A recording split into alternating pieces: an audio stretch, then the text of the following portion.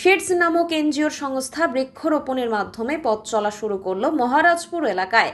এদিন 50টি চারা গাছ লাগানো হয় এবং আগামী দিনে মহেশপুর এলাকার বিভিন্ন রকম উন্নয়নমূলক কাজে সাহায্য করবে এই এনজিও বলে খবর।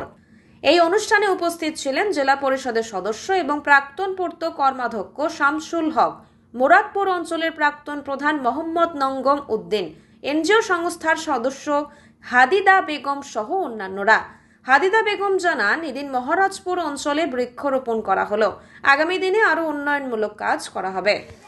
সারা রাজ্যে এই সময়টা অ্যাকচুয়ালি ভারতবর্ষে গোটা এই টাইমটা বন মহোৎসবটা হয়, একটু পিছিয়েছে টাইমটা, কেন বৃষ্টি নেই বলে। আমরা আমাদের ট্রাস্ট সিডস, এটা হলো গ্রামে গঞ্জে সব জায়গায় উন্নতি করার জন্য, শিক্ষামূলক হোক বা সাংস্কৃতিক হোক বা স্বাস্থ্য রিলেটেড যাই হোক বা কোনো রকমের দুর্যোগ হলো সেখানে যে সাহায্য করা, সেই সব নিয়ে এই ট্রাস্টের গঠন। সিডস এই মেন অফিস আমাদের মহারাজপুরে। এখানে আমরা অনেকজন আছি এই সংস্থার মধ্যে। সেখানে বিশ্ববিদ্যালয়ে অনেক শিক্ষকরা আছেন, হাইকোর্টের উকিল আছেন এবং আমরা আমাদের ফ্যামিলির অনেকজনই আছে। তাই আজকে আমাদের প্রথম অনুষ্ঠানটা শুরু করেছি এটা বৃক্ষরোপণ দিয়ে, কেন যেভাবে পরিবেশে গরম বেড়েছে সেখানে এটা একটা খুব গুরুত্বপূর্ণ দরকার। এবং ছোটদেরকে নিয়ে আমরা দেখেছি, কেন তারাই ভবিষ্যৎ।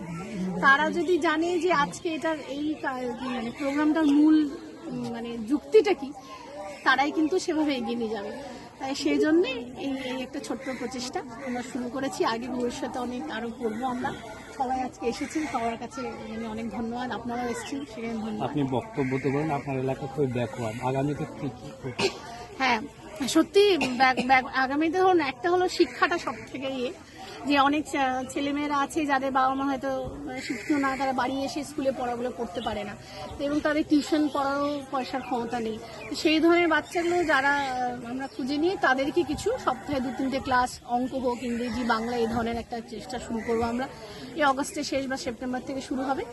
তারপরে আমরা কিছু কৃষিমূলক কিছু প্রকল্প, সরকারের অনেক এরকম প্রকল্প আছে যেখানে আমরা ওয়ার্কশপের জন্য সরকারের কাছে আবেদন করতে পারি। যেমন হাইড্রোফোনিক্স আছে, জল দিয়ে কেমন করে চাষ করা যায়, মাটির দরকার পড়ে না। এই ধরনের কিছু আমাদের ইচ্ছে আছে, এই ধরনের ওয়ার্কশপ করাবো। কিছু হেলথ ক্যাম্প করানোর ইচ্ছে আছে সেগুলো। এবং শুধু বাচ্চাদেরও না, মহিলা এবং তারা যে হাতের কাজ কিছু করে কিছু মানে আয় উপার্জন করতে পারে। ফিউচারে আমরা একটা এখানে কমিউনিটি কলেজ এরকম করতে চাই, স্কিল ওরিয়েন্টেড, যেটাতে যে কোনো মানে এটা মেনলি ডিগ্রি দেওয়ার না, ডিগ্রি দেওয়ার মেনলি তো স্কুল কলেজ সব আছে, তার সাথে এটার কোনো লিঙ্ক নেই। এটা হলো শুধু তাদেরকে যারা অন্য জায়গায় পড়ছে বা শিক্ষা গ্রহণ করছে এবং তাদেরকে স্কিল মানে কিছু এমন শেখা তাদের যেন জীবিকা উপার্জন করতে পারে, এটা আমাদের মূল উদ্দেশ্য। সেই প্রচেষ্টা নিয়েই আমরা এগোবো। আপনাদের প্রথম? হ্যাঁ প্রথমে। কতগুলো গাছ লাগানো? আমরা ফরেস্ট ডিভিশনে চিঠি দিয়েছিলাম, আমাদের ওনারা 50টা 30টা মেহগনি আর 20টা আকাশমণি গাছ দিয়েছেন, সেগুলো লাগাবো।